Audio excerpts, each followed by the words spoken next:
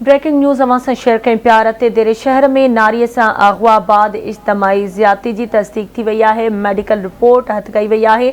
रते देरे शहर में गुज़िरियल ॾींहुं नारी खे मुबैना तौरु अगवा करे लॼा लुट जो निशानो बणाइण वारे वाक़े जी शुरूआती मेडिकल रिपोर्ट आवाज़ टीवी हथ करे वरिती। मेडिकल कंदड़ डॉक्टराणी शकुंतला शुरूआती रिपोर्ट में नारीअ सां ज़्यादती जी तस्दीक कई आहे। ज़्यादती जो निशानो बणियल नारी ते को बि तशद्दुद नाहे थियो। मेडिकल रिपोर्ट में इहो ॼाणायो वियो आहे। इज्तमाही ज़्यादती जो निशानो बणियल नारी जो जानकार टीचिंग अस्पताल में इलाज हलंदड़ आहे। संदसि हालत ख़तरे खां ॿाहिरि ॿुधाई पई वञे। ब्रेकिंग न्यूज़ अवां सां शेयर कयूं पिया। रते देरे शहर में नारी सां अगवा बाद इज्तमाही ज़्यादती जी तस्दीक थी वई आहे।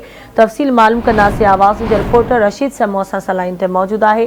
जी रशीद, कहिड़ा तफ़सील आहिनि, आगाह कजो। जी बिल्कुल, रते दरो शहर में गुज़रियल ॾींहुं नौजवान नारी सायरा शेख खे मुबैना तौरु अगवा करे लॼालट जो उनखे निशानो बणाइण जो मामलो आहे।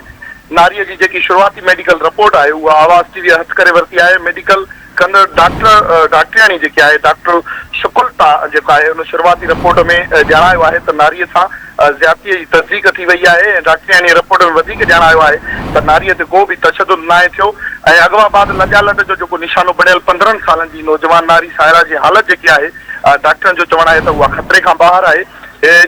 वाक़े खां पोइ संदसि जी हालत गरजी जोगी हुअण ते खेसि चांडिका अस्पताल टीचिंग अस्पताल मुंतक़िल कयो वियो, जिते गुज़रियल राति देरि सां ऑपरेशन जेको आहे उन जी कई वई आहे नारीअ जी ऐं संदसि हालत एमएस तरफ़ां ॿुधाए पियो त हाणे तमामु घणी बहितर आहे। होॾां डिप्टी कमिश्नर लाड़काणो राबिया सियाल बि अस्पताल पहुची नारीअ जी हयातत कई हुई ऐं हिन जो एमपीए फरियाल तालपुर गुज़िरियल ॾींहुं जेको आहे उनजो नोटिस पिणु वरितो हो ऐं मां तव्हांखे ॿुधायां त उन हवाले सां वधीक चांडिका मेडिकल सुप्रीडेंट डॉक्टर गुलज़ार तुंहिंजो सां असांजी ॻाल्हि ॿोल थी आहे त उनजो चवणु आहे त शुरूआती रिपोर्ट मूजिबि सायरा सां जेकी आहे लॼालट जी तस्दीक थी आहे, छाकाणि त लॼालट वारे सूरत हाल में ई वधीक रत वहण सबबि जेको आहे नारीअ जी हालत तमामु घणी ख़राबी जेकी हाणे बहितर आहे।